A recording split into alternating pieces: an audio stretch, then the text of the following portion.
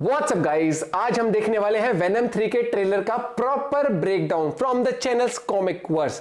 तो original video का link है डिस्क्रिप्शन में। और भूख से मेरा ब्रेकडाउन भूख लग रही है इसको। 1 2 3 गो। All right, I cannot believe they are doing this. मैं पहले इस मूवी को लेकर थोड़ा बहुत एक्साइटेड था, लेकिन अब एटलीस्ट क्यूरियस तो हो ही चुका हूँ कि जो पत्ता इन लोगों ने वेनम 3 द लास्ट डांस में फेंका है, उसको देखने के बाद सोच में तो पड़ ही गया हूँ कि आखिरकार सोनी वाले इस पिक्चर के साथ करना क्या चाहते हैं।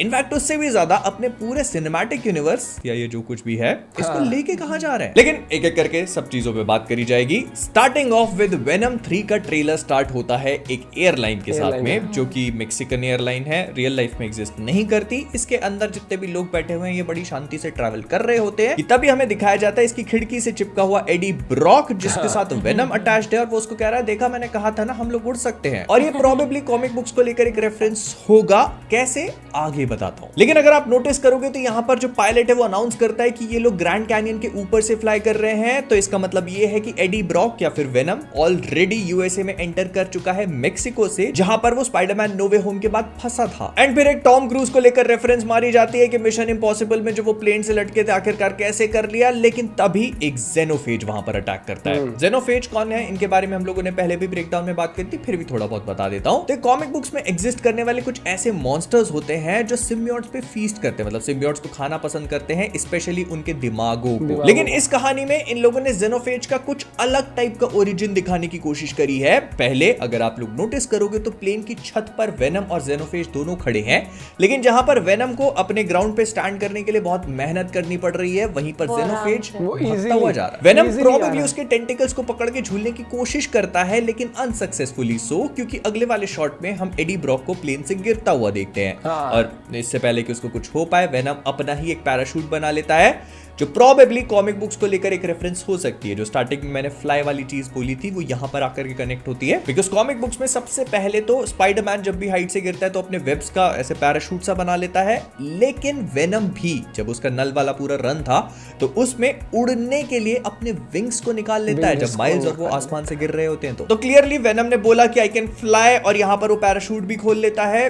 दोनों चीजें आपस में आगे जाकर हो सकता है कनेक्ट। मे बी इस मूवी के एंड तक हम लोग वेनम को भी अपने पंख निकालता हुआ देख लें। लेकिन इसके बाद वाले शॉट में हमको जेनोफेजेस की एक बेटर एंड क्लियरर लुक देखने को मिलती है, और इसको देखकर जो आगे जेनोफेजेस का कनेक्शन एस्टैब्लिश किया है, it totally makes perfect sense. क्योंकि सबसे पहले अगर आप जेनोफेज को देखोगे तो comic book accurate sort of है, क्योंकि इसके पीछे से टेंटिकल्स भी निकल रहे हैं, मुंह में कई सारे दांत भी हैं सिम्बियोट को खाने के लिए। लेकिन उससे भी ज्यादा इसके शरीर के ऊपर एक आर्मर है। ये आर्मर पूरी तरह से ब्लैक कलर का है, और जिन भी लोगों ने नल को कॉमिक बुक्स में पढ़ा है वो लोग जानते होंगे कि उसका आर्मर और उसके वेपन कितने ज्यादा सिग्निफिकेंट है उसके लिए, स्पेशली द कलर ब्लैक। और इसके बाद हमें इस पूरी मूवी और इस पूरे यूनिवर्स की सबसे ज्यादा अनइंटरेस्टिंग चीजें दिखाई जाती है, मतलब इंसान, जिसमें से ये लेडी कई सारे मीटियोर्स को स्पेस में से अर्थ पे गिरता हुआ देख रही है। ये बेसिकली डॉक्टर पेन नाम की कैरेक्टर होगी इस मूवी में, जो सबटाइटल से समझ में आ रहा है। और अगर इसको कॉमिक बुक से और एडी ब्रॉक से कनेक्ट किया जाए तो मार्वल कॉमिक्स में थैडियस पेन नाम का एक डॉक्टर एग्जिस्ट तो करता है, जो फेमस है एडी ब्रॉक को टॉर्चर करने के लिए जब वो वेनम से बाउंडेड नहीं होता तब। और इसकी खास बात ये है कि इन डॉक्टर साहब को पेन फील नहीं होता, क्योंकि इसके रिसेप्टर्स खत्म है पेन।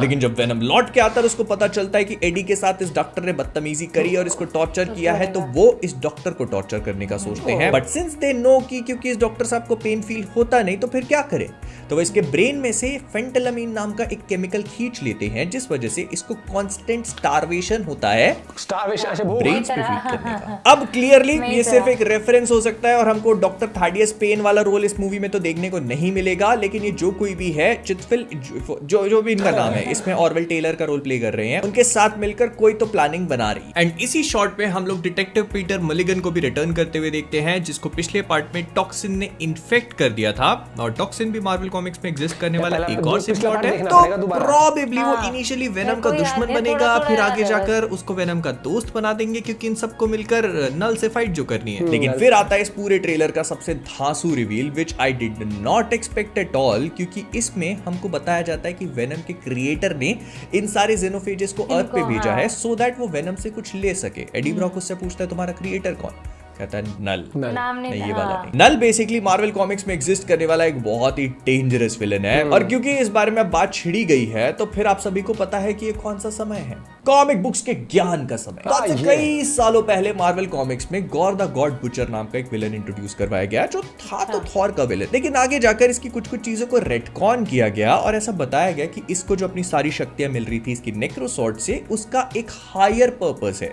वो हायर पर्पस क्या है? बेसिकली ये नेक्रोसॉर्ड नल नाम के एक बहुत बड़े गॉड को बिलोंग करती है, जिसको गॉड ऑफ सिम्बियोट्स या गॉड ऑफ ऑल ब्लैक या गॉड ऑफ डार्कनेस भी बोला जा सकता है। एंड वो तलवार भी एक्चुअली में गॉर को दो गॉड्स की फाइट के दौरान मिलती है, जिसमें से एक ब्लैक वाला जो गॉड होता है वो पूरी तरह से फॉलन था, तो उसकी तलवार को ये भाई साहब उठा लेते। कंप्लीटली अननोन टू हिम कि ये तलवार एक्चुअली में नल नाम के गॉड को बिलोंग करती थी, जो सबसे पहले आया। मतलब वो डार्कनेस में थ्राइव करता था, लेकिन फिर लाइट आई, उस वजह से उसके सेलेस्टियल से फाइट हुई, उसने सेलेस्टियल्स को अपनी तलवार की मदद से काटा, लेकिन फिर उसको क्लिंटार नाम के एक प्लैनेट पे कैद करके रख दिया गया, जो कि सिम्बियोट से बना हुआ था। मैं मजाक नहीं कर रहा, जितने भी सिम्बियोट्स हैं वेनम इंक्लूडिंग, वो सारे एक केज को बनाते हैं जिसको क्लिंटार का नाम देते हैं, और उसके बीच में नल को कैद करके रखा जाता है। सो आई होप आप लोगों को इस बात की ग्रेविटी समझ में आ चुकी होगी कि how dangerous this character actually is. तो इस वाले शॉट में हमको नल दिखा भी दिया जाता है, ऑल्दो पूरी तरह से नहीं, लेकिन इसको देखकर समझ में आ रहा है कि पूरी तरह से ज़ेनोफेजेस से घिरा हुआ है। लेकिन आज जितने भी सिम्बियोट्स हैं वो प्रोबेबली इससे भागने की कोशिश कर रहे हैं, और ये एक थ्रोन पे बैठा है, जैसा कॉमिक बुक्स में होता है। मतलब कॉमिक बुक्स में इसका खुद का अपना एक थ्रोन है, और उसी के साथ में नेक्रोसॉर्ड को भी रखता है। लेकिन अब सवाल ये पैदा होता है कि आखिरकार सोनी वाले नेक्रोसॉर्ड को लाएंगे कहां से? वो तो आपने मार्वल वालों को किश्तों पे चढ़ा दिए। एंड पहले तो चलो मैं इस रिवील को लेकर काफी एक्साइटेड हो गया, लेकिन फिर बाद में मुझे रियलाइजेशन हुआ, ओ पिक्चर कौन बना रहा है वो भी तो देख लो। तो नल, जो कि एक एवेंजर्स लेवल थ्रेट है, उसको सोनी के एक ऐसे यूनिवर्स की थर्ड मूवी में इंट्रोड्यूस करवाया जा रहा है जो वेनम की आखिरी पिक्चर बोली जा रही है। और यहाँ पर इस पूरे यूनिवर्स में इससे लड़ने के लिए एवेंजर तो छोड़ दो, स्पाइडरमैन तक नहीं है, तो करोगे क्या? आगे एवेंजर्स लेवल थ्रेट को इंट्रोड्यूस करवा के सिनिस्टर 6 से फाइट करवाओगे। खैर, एडी वेगस पहुंचता है, एक मुतते हुए आदमी को झापड़ मार के जेम्स बॉन्ड बन जाता है। फिर हम वेनम को वही जूरी से लड़ता हुआ देखते हैं। ये वही टीम है जिसको हमारे ऑरवेल टेलर क्रिएट करेंगे, और बच के भागने के लिए वो एक मछली के ऊपर चढ़ के निकल जाता है। और हम लोगों ने कुछ दिनों पहले एक पोस्टर भी देखा था जिसमें उसको फ्रॉग पे चढ़ा हुआ भी दिखाया, तो एक्चुअली वो भी किया जाएगा। एंड फिर हम वही डॉक्टर कर्ट कॉनर्स के एक और वेरिएंट को देखते हैं, जो एक हिप्पी वैन में जा रहे हैं गाना बजाते हुए, और फिर ज्ञान पेलाई भी कर देते हैं कि आपको जिंदगी में कुछ आगे बढ़ने के लिए सैक्रिफाइस करना पड़ेगा।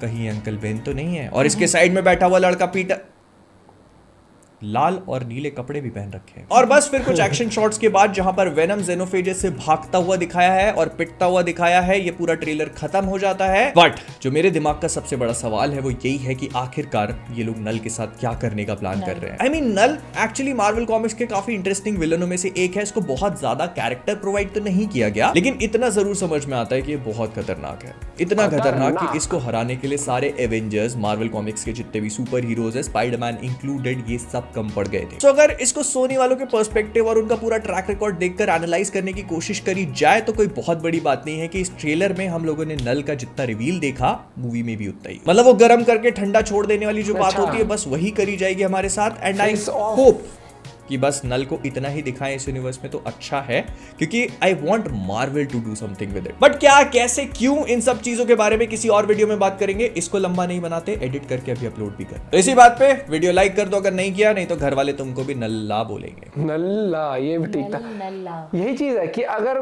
नल क्या होता तो बहुत लार्जर देन लाइफ हल्का सा फाइट का ग्लिम्स भी हो सकती थी, लेकिन जो ब्रेकडाउन भाई ने किया बहुत बढ़िया था। और पता है इस मूवी की खासियत मुझे क्या लगती है, जो वेनम का जो वो है ना, वो चुलबुलापन, वो हरकतें उसकी, कहीं पर भी वो हाथ निकाल के थप्पड़ मार देना है, ऐसे कहते खा जाऊं इसको, खा जाऊं भूख लगी, वो उल्टी उठ पटा करके थे, वो चीज इंटरेस्टिंग रहती है। और ये मूवीज कुछ ऐसी होती है जिनको आप एंजॉय करते हो, कि आप गए दोपहर के टाइम गए, पॉपकॉर्न वॉपकॉर्न लिए, थोड़ा सा मॉल घूमे, फिर आपने मूवी एंजॉय करी और मजा आती है। जैसे स्पाइडरमैन, मुझे आज भी याद है जब हैरी पॉटर का जो लास्ट पार्ट का डेथली हेलोस थी, कौन सा था, तो वो जब मैं था 12th या 11th या 10th क्लास में, इसने नहीं देखी हैरी पॉटर आज तक, तब मैं देख के आया था। और भाई साहब इतना कॉन्फिडेंस, घर वाले ने कहा, तब मेरी इंग्लिश इतनी अच्छी नहीं थी, अब तो मेरी वर्ल्ड क्लास बेस्ट में बेस्ट इंग्लिश है। तो उस टाइम मैं चला गया, घर वाले कह रहे इंग्लिश में नहीं है, इंग्लिश में है, हिंदी में नहीं। मैं कहा देखी जाएगी, चौड़ में चला गया, घंटा समझ आई पिक्चर। फिर जब वो हिंदी डब में टीवी बाद में आई ना, वो तब वो फिर डाउनलोड करके उस टाइम पर तब देखी थी। भाई साहब कई बार कॉन्फिडेंस भी ना आपको ले डूबता है। लेकिन ये वाली बात है कि चस्का मूवीज का ना ऐसा है, अगर आपको मजा आने लग जाए सिनेमा हॉल जाने का, तो फिर आप ऐसे मूवीज को आप सिनेमा हॉल में ही देखते हो। हमने तो ये 55 इंच का लगा रखा है OLED स्क्रीन, तो बिल्कुल यहाँ बैठते हो तो मजा आता है इसके अंदर, लेकिन सिनेमा हॉल का एक्सपीरियंस अलग है। और ये मूवी इंटरेस्टिंग है क्योंकि इसका जो पिछला पार्ट हमने देखा था वो भी बड़ा था, उसकी गर्लफ्रेंड से नहीं बनती थी, मतलब उसकी गर्लफ्रेंड छोड़ के चली गई थी, ऐसा कुछ था यार, रिकॉल नहीं हो रही ना, दिक्कत तो हमारे साथ ये, हम इतने रिएक्शन वीडियोस इतना सारा कुछ ऐसा इसकी वजह से ही। हाँ, मिलते हैं आपसे वीडियो के साथ और वीडियो शेयर करना बोले। Bye bye, take care.